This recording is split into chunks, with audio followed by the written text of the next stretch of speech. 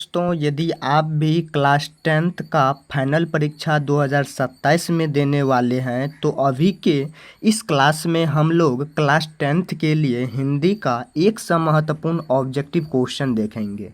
तो आप लोग इस क्लास को अंत तक ज़रूर देखिएगा और अपने दोस्तों तक ज़रूर से शेयर भी कीजिएगा। तो चलिए, सबसे पहला क्वेश्चन नंबर, गिरोह शब्द में कौन संज्ञा है। तो सबसे पहले जान लेते हैं संज्ञा के कितने भेद होते हैं। तो संज्ञा के 5 भेद होते हैं। यहाँ पे एक व्यक्तिवाचक और जातिवाचक, भाववाचक और समूहवाचक। एक जो है वो है द्रव्यवाचक संज्ञा। यहाँ पे पूछा क्या है, निरोग। निरोग जो है ये कौन सा संज्ञा है। तो ऑप्शन नंबर डी आ जाएगा, समूहवाचक है, ठीक ना। निगिरो, तो option number D right answer. Next question number 4, नियम शब्द क्या है। हम जो कोई भी चीज़ का नियम पालन करते हैं उस शब्द क्या है। तो 4 का ऑप्शन नंबर आ जाएगा पुल्लिंग शब्द। क्या है, पुल्लिंग। तो option number A right answer. और साथ में आप लोग इस चैनल पे नए होते हैं तो आप लोग जो है सब्सक्राइब भी कीजिएगा। चलते हैं 5 नंबर क्वेश्चन, परीक्षण शब्द क्या है। तो परीक्षण जो शब्द है वह क्या स्त्रीलिंग है या पुल्लिंग है या उभयलिंग है, तो बताना है। तो ये भी आपका पुल्लिंग शब्द है। 6 नंबर क्वेश्चन, रोटी शब्द क्या है। तो रोटी जो शब्द है यह क्या है। तो ऑप्शन नंबर बी आ जाएगा, स्त्रीलिंग शब्द है। तो option number B right. 7 number question, दाल में कुछ गिरा आया, इस वाक्य में कुछ किस स्वर्गनाम का उदाहरण है। तो 7 का राइट आंसर आ जाएगा बी नंबर, और निश्चयवाचक है। तो ऑप्शन नंबर बी राइट। चलते हैं प्रश्न संख्या 8 नंबर, सोहन मुझसे किताब लिखाता है, किस क्रिया का उदाहरण है। सोहन जो है वह किससे किताब लिखाता है, तो यह क्रिया बताना है। तो ऑप्शन नंबर 8 का ए नंबर आ जाएगा, यौगिक क्रिया है। तो option number A right. 9 number question, आत्मा शब्द का विलोम क्या होता है। तो विलोम का मतलब समझ लीजिए, देखिए हिंदी में अर्थ आप लोग निकालने के लिए समझ जाएंगे ना तो सब ऑब्जेक्टिव यहाँ पे कंप्लीट हो जाएगा और यहाँ पे आप लोग को सब सिंपल ही लगेगा याद करने में, ठीक ना। तो यहाँ पे विलोम का मतलब हुआ उल्टा शब्द, कोई भी शब्द को उल्टा करना होता है। जैसे आकाश का पाताल, ठीक ना, सजीव का निर्जीव। उसी प्रकार से आत्मा का क्या होगा, तो आत्मा का परमात्मा हो जाएगा, ठीक ना। बहुत ही सिंपल है ये सब। चलिए 10 नंबर क्वेश्चन, गुप्त शब्द का विलोम। यहाँ पर भी विलोम शब्द पूछ दिया। तो गुप्त मतलब छुपा हुआ राज, छुपा हुआ को हम लोग क्या करेंगे, वहाँ पे प्रकट करेंगे। तो 10 का ऑप्शन नंबर डी आ जाएगा, प्रकट हो जाएगा। तो ऑप्शन नंबर डी बिल्कुल ही राइट, ठीक ना। चलिए, अभी तक आप लोग इस चैनल को सब्सक्राइब नहीं किए होंगे, ज्वाइन नहीं होंगे, आप लोग ज़रूर से ज्वाइन भी हो जाइएगा, ठीक ना। चलिए नेक्स्ट क्वेश्चन नंबर 11, शहर अब भी संभावना है, किसकी कृति है। शहर जो है वो अब भी संभावना है, यह कृति जो है यह किस मतलब कवि ने लिखा, ठीक ना। तो ऑप्शन नंबर ए आ जाएगा, अशोक वाजपेयी जो थे, ये एक कहानी का इसका है, ठीक ना। तो option number A right. 12 number question, दीवार में एक खिड़की रहती है नामक उपन्यास किसका है। तो नामक उपन्यास जो है ये है, यहाँ पे सी नंबर हो जाएगा, विनोद कुमार शुक्ल का है। तो ऑप्शन नंबर सी राइट आ जाएगा। नेक्स्ट नंबर चलिए, प्रश्न संख्या 13 नंबर, किसका जन्म संगीत प्रेमी परिवार में हुआ। इन 4 ऑप्शन जो देख रहे हैं कवि, ठीक ना, कवि और कविताओं का यहाँ पे जो लिखे हैं उसमें जन्म संगीत प्रेमी का परिवार किसका है, ठीक ना, और कौन है इस 4 ऑप्शन में। तो 13 का ऑप्शन नंबर सी आ जाएगा, बिस्मिल्लाह खान जी, ठीक ना। चलिए 14 नंबर क्वेश्चन, अहिंसा दिवस के रूप में किसका जन्म दिवस मनाया जाता है। अहिंसा जो दिवस है उसका किसका जन्म जो हुआ था उस दिन, उसी के नाम पे मनाया जाता है। तो बता सकते हैं, तो बताइए आप लोग, ठीक ना। तो 14 नंबर आ जाएगा, महात्मा गांधी को ही अहिंसा दिवस कहा के नाम से जाना जाता है और इसका जन्म भी हुआ था। चलते हैं 15 नंबर क्वेश्चन, गुरु नानक ने किस धर्म का प्रवर्तन किया। गुरु नानक जी जो हैं ये पढ़े भी होंगे और आप लोग पढ़िएगा भी, ठीक ना, जो कि इससे बहुत ही इम्पोर्टेंट ऑब्जेक्टिव पूछा जाता है। तो गुरु नानक जी जो थे वह किस धर्म के गुरु थे, तो सिख धर्म के गुरु थे, ठीक ना। तो ऑप्शन नंबर यहाँ पे आ जाएगा सिख धर्म। ये सब बार बार ऑब्जेक्टिव पूछा जाता है, ठीक है ना। चलिए 16 नंबर क्वेश्चन, अपने पदों में कृष्ण का लीलागान किसने किया। तो अपने पदों में कृष्ण का लीलागान रसखान जी ने किया, ठीक ना। तो ऑप्शन नंबर सी राइट।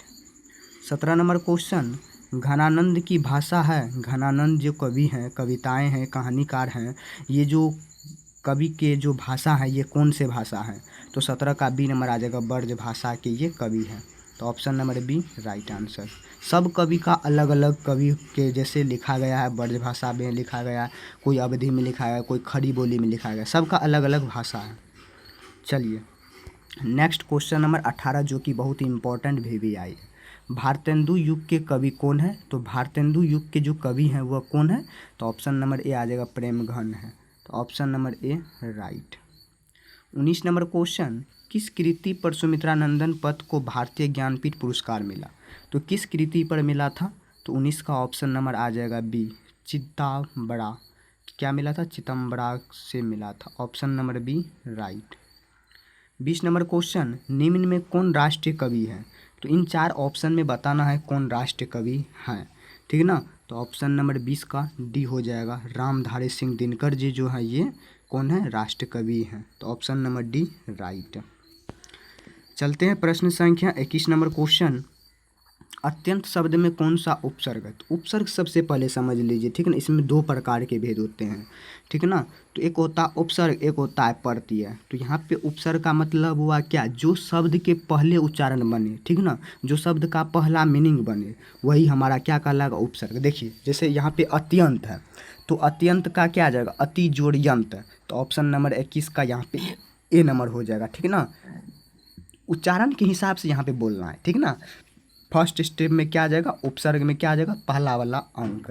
तो अति आ जाएगा तब न अत्यंत होगा, तो इसलिए ऑप्शन ए। चलिए 22 नंबर, परा उपसर्ग से निर्मित शब्द क्या होगा? अब यहाँ पे पूछ दिया परा उपसर्ग मतलब पहला शब्द से बनेगा, इसमें से कौन सा शब्द?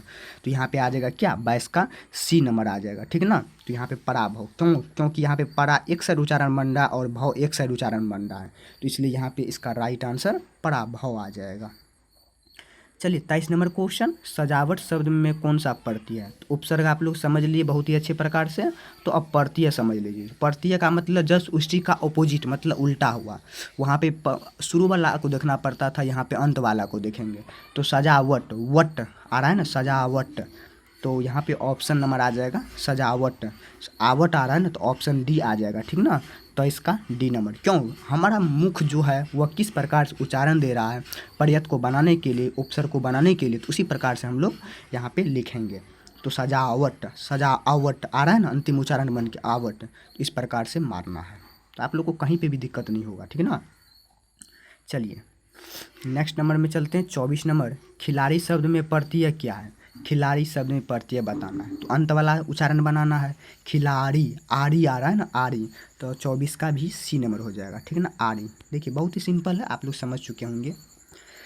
चलिए 25 नंबर क्वेश्चन, लड़क्का शब्द में कौन सा प्रत्यय है? तो लड़क्का, का आ रहा है ना, लड़क्का। तो 25 का बी नंबर हो जाएगा, आका आ रहा है, लड़क्का आ रहा है ना। उच्चारण देखिए, हमारा मुख जो है, आपका मुख जो है, आप जो बोलेंगे किस प्रकार से उच्चारण दे रहा, उस पर गौर करना है, ठीक है ना। आपका 100% सही हो जाएगा। 26 नंबर, जो लोग परिश्रम करेंगे उन्हें सफलता अवश्य मिलेगी, इस वाक्य का उदाहरण क्या है? सही बात है, जो लोग परिश्रम करते हैं, मेहनत करते हैं, वह सफलता के लिए आगे बढ़ते जाते हैं। ये वाक्य क्या है? तो वाक्य बताना है। तो यहाँ पे आ जाएगा मिश्र वाक्य। मिश्र वाक्य क्यों? क्योंकि सरल तरह से वह क्या कर रहा है? अपने कार्य को कर रहा है। चलिए 27 नंबर, असहायों की सहायता कराने वाले आप सर्वत्र प्रतिष्ठित हैं, तो किस पदबंध का उदाहरण है? तो किस पदबंध का उदाहरण है? तो संज्ञा पदबंध का उदाहरण है। Option A right answer. ये जो ऑब्जेक्टिव आप लोग को बता रहे हैं ये क्वेश्चन बैंक से लिया गया है, ठीक ना, जो कि ये इम्पोर्टेंट है, ठीक ना, जो कि ये आपको बिहार बोर्ड के एग्ज़ाम के लिए लड़ेगा, हो सकता है, ठीक ना। आप लोग को ये तो नहीं बोल सकते हैं सब लड़ेगा, कुछ ना कुछ इसमें से आप लोग देखिएगा, कुछ ना कुछ हो सकता है, 2-4 1-2 लड़ जाए। तो कोई भी पढ़ाई बेस्ट नहीं होता है, ठीक ना, कोई भी चीज़ पढ़ाई बेस्ट नहीं होता, सब चीज़ को पढ़ना है। 28 नंबर देखिए, निम्नलिखित में शुद्ध वाक्य को बताना है कौन है? तो इन 4 ऑप्शन में शुद्ध वाक्य यहाँ पे सी नंबर आ जाएगा, चरखा चलाना चाहिए। 29 नंबर देखिए, निम्न में कौन वाक्य भाववाचक का उदाहरण है? तो भाववाच्य, तो जिस पे भाव कर सकते हैं, ठीक ना। तो 29 का राधिका से सोया नहीं जाता। चलते हैं 30 नंबर, अग्नि का पर्यायवाची क्या होता है? अग्नि का आग, पावक, दहन, ज्वाला, अनल होता है, ठीक ना। तो ऑप्शन नंबर 30 का ए नंबर हो जाएगा, धूमकेतु होता है एक। तो 31 नंबर, मानवीय विभीषिका का चित्रण कराने वाली कविता कौन है? तो कौन है? तो 31 का ए नंबर हो जाएगा, हिरोशिमा है। 32 नंबर, एक वृक्ष की हथिया शीर्षक कविता में कौन हमेशा चौकता रहता है? तो कौन चौकता रहता है? चौकाना जिसे कहते हैं, ठीक ना। तो 32 का सी नंबर आ जाएगा, वृक्ष रहता है। चलते हैं नेक्स्ट नंबर क्वेश्चन 33 नंबर। घूमता आईना शीर्षक से स्तंभ लेखन किसने किया? तो घूमता आईना शीर्षक से कौन किया था? कुंवर नारायण ने किया था। 34 नंबर क्वेश्चन। कावित्री अनामिका के अनुसार चौखट में क्या नहीं अटता? तो चौखट में जो है ये इसका को नहीं अटता। चलते हैं नेक्स्ट क्वेश्चन नंबर 35 हो गया, 35 होगा, ठीक ना। कवि जीवनानंद दास किसका हंस माने जाते हैं? तो कवि जीवनानंद दास जी जो है यह किशोरी का हंस माने जाते हैं। चलिए 37 नंबर। रेणर मर्यार लिखे की काव्य शैली कैसी है? तो रेणर मर्यार लिखे की जो शैली है वह गीतात्मक है। नेक्स्ट नंबर में चलते हैं अब 37 नंबर में होगा। हिंदी कविता में प्रयोगवाद का सूत्रपात किसने किया? तो हिंदी कविता में पूछा है ना, तो यहाँ पे अज्ञेय ने किया था। 38 नंबर। सिखों के 5वें गुरु कौन थे? तो सिखों के 5वें गुरु जो थे वह गुरु गोविंद गुरु अर्जुन देव थे। 5वें गुरु पूछा है इसलिए, ठीक ना। चलिए 49 नंबर क्वेश्चन। मथुरा और वृंदावन पर धावा किसने बोला? तो मथुरा और वृंदावन पे धावा जो था वह नादिर शाह के सिपाहियों ने कहा।